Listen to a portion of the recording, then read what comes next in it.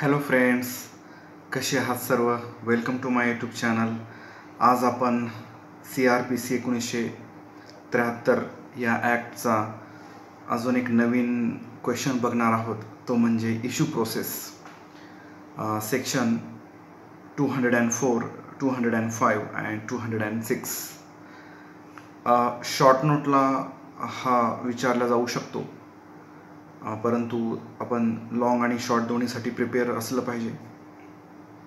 तर बघूयात की यावर कशा पद्धतीचा क्वेश्चन फ्रेम होतो. How and when a magistrate of the first class can issue process in a private complaint, असा क्वेश्चन विचारला जाऊ शकतो.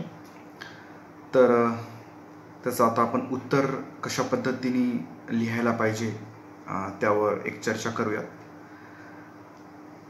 When a complaint is made in writing and filed, magistrate record the statement of complainant under section 200. Thereafter, magistrate record the evidence of witnesses under section 202. If the magistrate satisfies that prima facie offense is made out against the accused and all essential ingredients of alleged offense are available in complaint as per evidence under section 200 and 202, the magistrate may issue process under section 204. But he satisfied that no prima facie offense is made out and there is no sufficient ground for proceeding, he may dismiss the complaint under section 203. म्हणजेच एखादी complaint आपण मॅजिस्ट्रेटकडे केली तर magistrate काय करतील, कंप्लेंटचं जे statement आहे ते रेकॉर्ड करतील सेक्शन 200 खाली. त्यानंतर विटनेसेसचा एव्हिडन्स रेकॉर्ड करतील 202 खाली. आणि मॅजिस्ट्रेटला जर असं वाटलं की प्रायमा फेसी ऑफेन्स हा मेड आउट झाला आहे, म्हणजे त्या कंप्लेंटमध्ये काहीतरी वजन आहे, काहीतरी इन्ग्रेडियंट्स आहेत त्या ऑफेन्सचे, तर अशा वेळेला मॅजिस्ट्रेट काय करतील, इश्यू प्रोसेस करतील 204 खाली. परंतु मॅजिस्ट्रेटला जर तसं वाटलं नाही की कंप्लेंटमध्ये ह्या काहीच तथ्य नाही आहे, तर मॅजिस्ट्रेट ते 203 खाली डिसमिस पण करतील. तर हे थोडंसं इंट्रोडक्टरी पार्ट झाला आपल्या या इश्यू प्रोसेसच्या आन्सरचा. ही मे डिसमिस दी कंप्लेंट अंडर सेक्शन 203. आता याच्यातले महत्त्वाचे पॉईंट्स बघूयात आपण.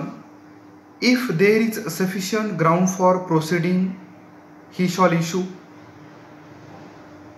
First summons in a summons case for the attendance of the accused. Second, a warrant or summons in a warrant case to brought or to call the accused before such magistrate. म्हणजेच मॅजिस्ट्रेटला जर sufficient ground वाटलं तर magistrate काय करतील, first summons पाठवतील, summons केस असेल तर आरोपीच्या अटेंडन्ससाठी, आणि वॉरंट किंवा समन्स पाठवतील वॉरंट केस जर असेल तर, की त्याला घेऊन या म्हणून. आता हा झाला फर्स्ट पॉईंट. सेकंड आहे, no summons or warrant shall be issued against the accused until a list of the prosecution witnesses has been filed. आता हा जो समन्स आहे, वॉरंट आहे, केव्हा पाठवायचा, तर इथे दिलेला आहे प्रोव्हिजन की प्रॉसिक्युशन विटनेसेसची लिस्ट जोपर्यंत प्रॉसिक्युशन साईड सबमिट करत नाही कोर्टासमोर, तोपर्यंत समन्स किंवा वॉरंट आरोपीला पाठवण्यात येत नाही. तिसरा पॉइंट आहे, such summons or warrant shall be accompanied by a copy of complaint. अशा समन्स किंवा वॉरंट सोबत एक कंप्लेंटची कॉपी देखील सोबत पाठवण्यात यावी.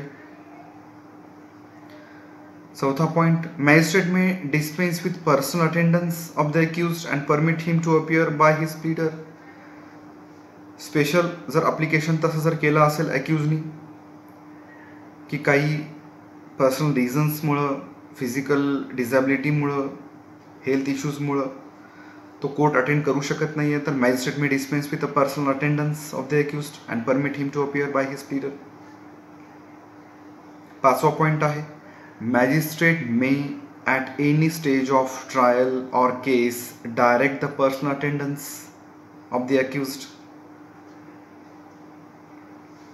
त्याला केव्हाही हजर राहण्याचे आदेश मॅजिस्ट्रेट देऊ शकतात.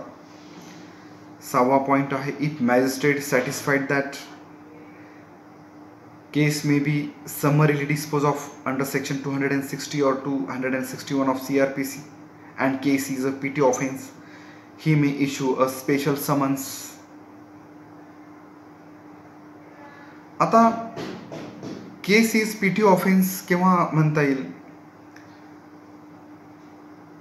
फर्स्ट आहे, punishable with fine not exceeding ₹1000, 1000पेक्षा जास्त ज्याच्यामध्ये फाईन नाही आहे.